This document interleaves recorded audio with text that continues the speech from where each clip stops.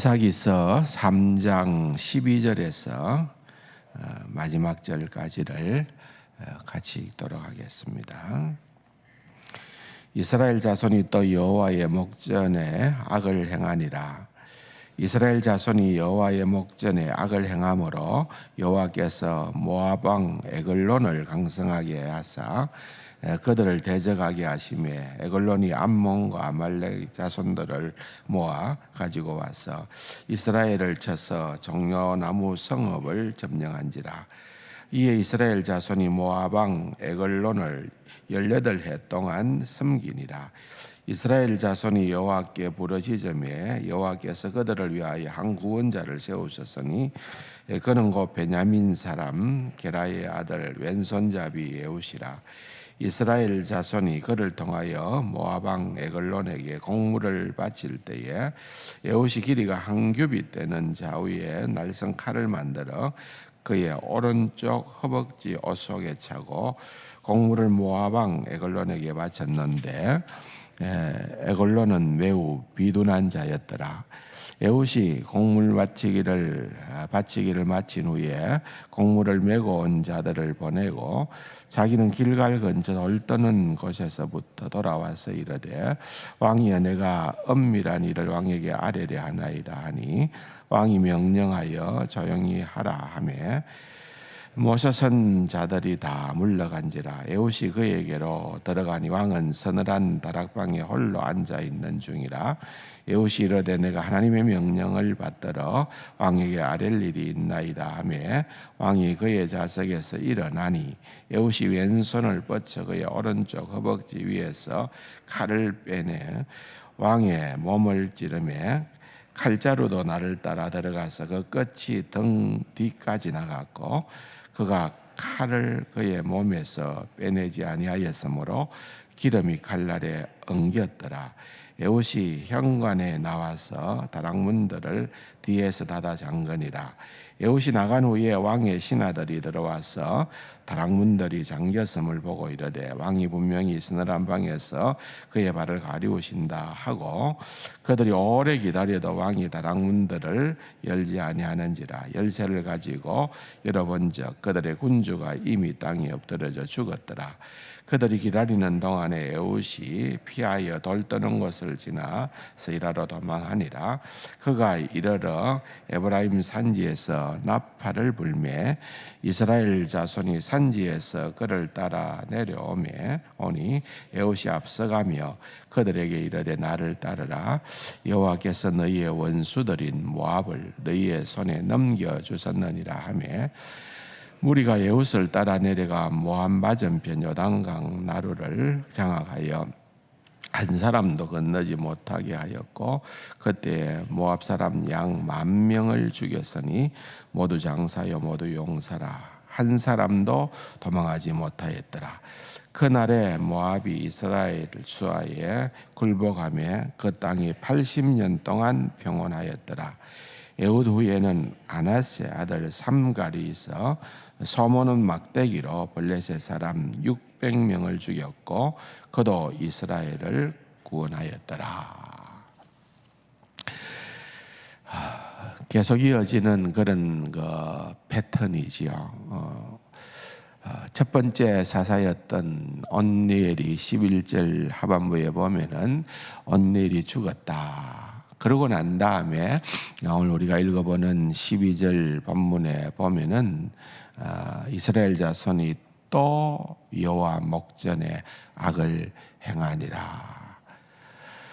사사가 있을 때에는 그나마 그래도 하나님을 찾았었는데 또 사사가 죽고 나니까 또 여호와 목전에 악을 행하니라. 그렇게 얘기를 합니다. 그죠?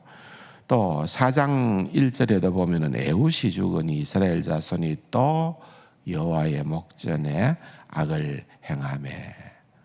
사사기서에 계속해서 반복되어지는 그러한 패턴입니다. 여러분, 죄라고 하는 것은 단번에 소멸시킬 수가 있는 것이 아니고 끝까지 우리는 죄와 더불어 싸워야 됩니다.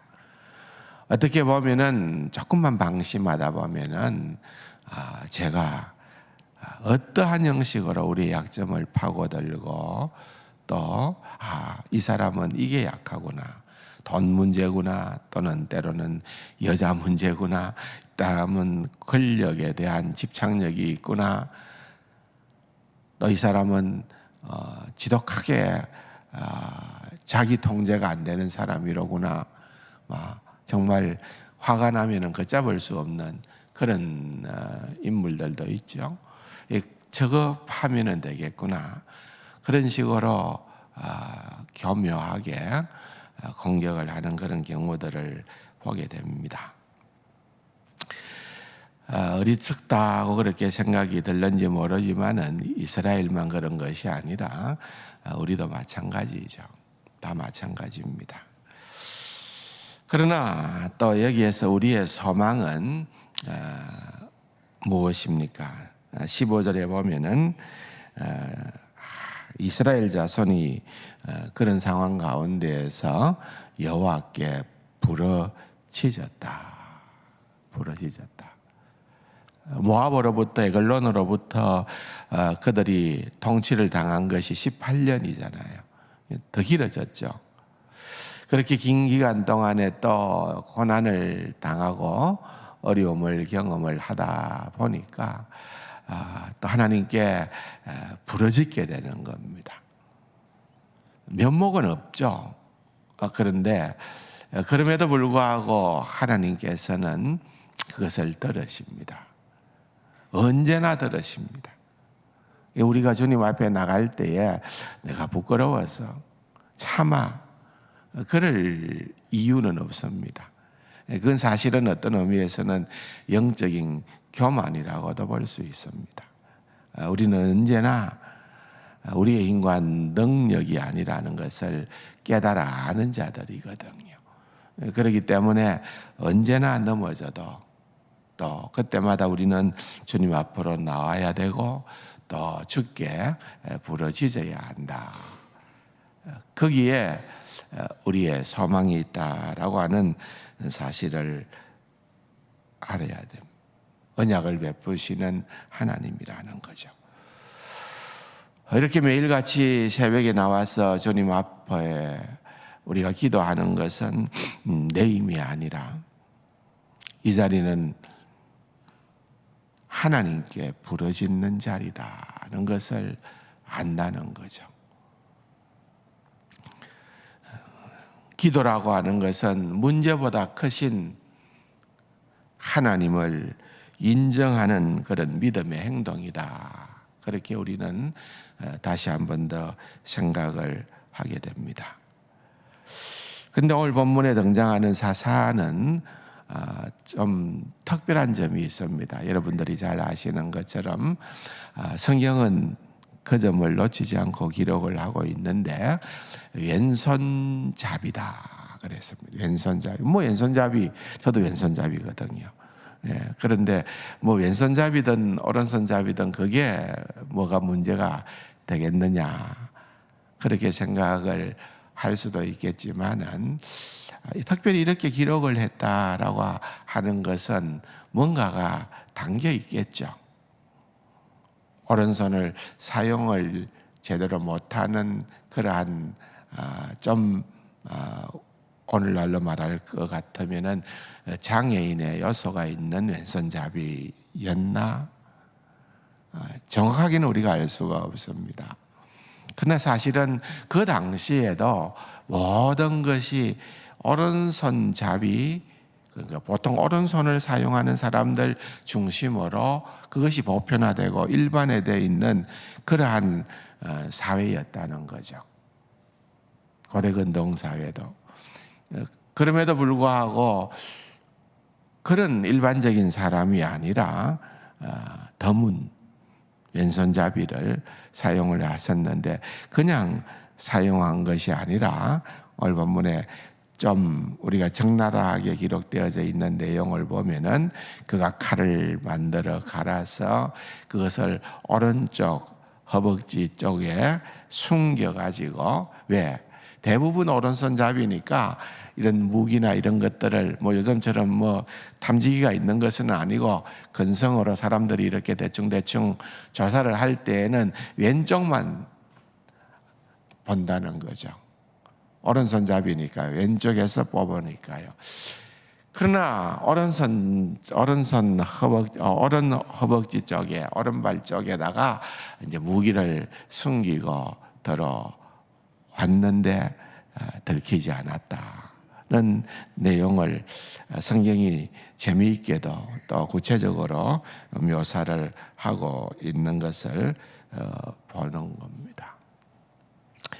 우리 하나님은 참 우리의 때때로 연약함이든 약점이든 또 우리가 가지고 있는 어떠한 특징이든 그것을 덜어 사용하시는 하나님이심을 우리가 한번 생각을 해볼 수가 있습니다. 핑계치 말하는 거죠. 나는 부족합니다. 나는 말을 잘 못합니다. 여러 가지 핑계거리가 있을 수가 있죠. 우리 집안은 작은 집안입니다. 누굽니까? 기도는 그 핑계를 댔잖아요. 안 된다 그 말이죠. 신약으로 넘어와서 보면은 베드로는 나는 어부라는 거죠. 평범한 어부라는 거죠. 그럼에도 불구하고 하나님은 그런 사람들을 멋있게 사용하십니다. 왜 그럴까요? 내가 좀 뭐가 실력이 있어서 괜찮으면은 우리는 언제든지 고개를 쳐듭니다. 내가 잘나서 내 실력으로 한 줄로. 그러나 연약한 자들은 아는 거죠. 하나님이 하셨다. 하나님이 하셨다는 것을 아는 겁니다. 오늘 본문에도 보면은 몇 절입니까? 28절에 그들에게 이르되 나를 따르라 여호와께서 너희의 원수들인 모압을 너희의 손에 넘겨주셨느니라. 그러니까 여기에 지금 승리를 쟁취하는 그러한 에훗의 고백은 내가 용감해서 내가 어떤 위험을 무릅쓰고 이렇게 했기 때문이 아니라 여호와께서 하셨다. 모압을 내게 넘겨줬다. 그렇게 하나님을 자랑하게 되는 것입니다. 하나님은 언제나 사람의 조건보다 하나님의 능력을 이렇게 드러내시는 분이십니다. 하나님께 순종하면 하나님이 사오십니다. 근데 그 순종은 우리가 성경을 통해서 늘 경험을 합니다마는 단순한 순종, 온전한 순종, 뭔가 거기에 흑심이 들어가면 안 됩니다. 여러분, 저는 이 에훗이라는 사사와 또 아방을 물리쳤던 에후라는 한 인물을 거의 동일한 이름, 비슷한 이름이잖아요. 연상하게 됩니다. 그도 어떻게 보면 하나님의 손에 붙들림을 받아서 정말 북이스라엘의 가장 악한 왕이었던 아합을 넘어뜨렸던 그 왕조를 넘어뜨렸던 그러한 인물이죠. 훌륭하죠. 하나님의 손에 쓰임을 받았죠. 그러나 그는 온전한 순종은 아니었습니다. 거기에는 보면은 자신의 야망도 들어있고 또한 하나님께만 영광을 돌리는 것이 부족했던 인물이었음을 보게 됩니다. 그러나 오늘 본문에 등장하는 에훗은 그러하지 않았습니다. 오직 하나님께만 그것입니다. 결국은 약 10,000명의 모압인들을 죽이고 결국은 그로 인하여서 80년간이나 아주 오랜 세월이죠. 이스라엘 백성들에게는 평온이 주어지는 그러한 장면을 볼 수가 있습니다. 그 다음에 아주 짧은 절에 삼갈이 등장을 합니다. 거기에 마지막 절에 보면은 에훗 후에는 아낫의 아들 삼갈이 있어. 그에 대한 정보는 많이 없습니다. 그 이름의 뜻도 정확하게 무엇인지는 모릅니다. 그럼에도 불구하고 여기에 나오는 아낫이라는 이 말은 이스라엘, 정통 이스라엘 사람은 아님을 알려주는 표현입니다. 소모는 막대기로.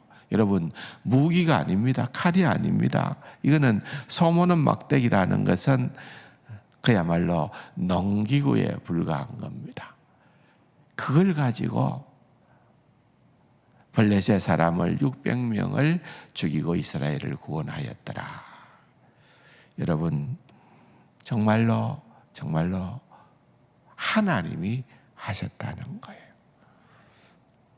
그것을 우리는 놓쳐서는 안 된다는 것을 사사기의 교훈을 통하여, 말씀을 통하여 오늘도 다시 한 번 더 확인할 수 있는 시간이 되면은 좋겠습니다. 예, 계속해서 연이어 상이 계속 납니다. 또 오늘도 새벽기도 마치면은 우리 김성대 장로님 모친 발인 예배가 있고, 오늘 저녁에는 또 아쉽게도 안타깝게도 아직은 젊었는데, 그죠? 오늘 김성대 장로님 모친은 99세니까 좀 덜하죠. 그러나 오늘 저녁에 또 입관 예배를 드려야 되는 김용진 집사님은 아직까지 한참 젊은 나이인데요, 하나님의 부름을 받게 되어졌습니다. 정말 바쁘게 우리 성도님들 움직여줘서 감사합니다. 모닝스타를 위시해서 어제도 보니까 아마 제가 대충 봐도 한 7, 80명 정도는 온 것 같아요. 그래서 문상하시러 오시는 분들, 성도님들 너무너무 수고해 주셔서 감사드리고, 오늘 저녁에는 또 수요 예배 이후에 바로 또 우리 입관 예배를 드리러 갈 예정입니다. 또 가실 수 있는 분들은 참여해 주시고, 다시 한 번 더 수고해 주시는 모든 분들께 감사를 드립니다.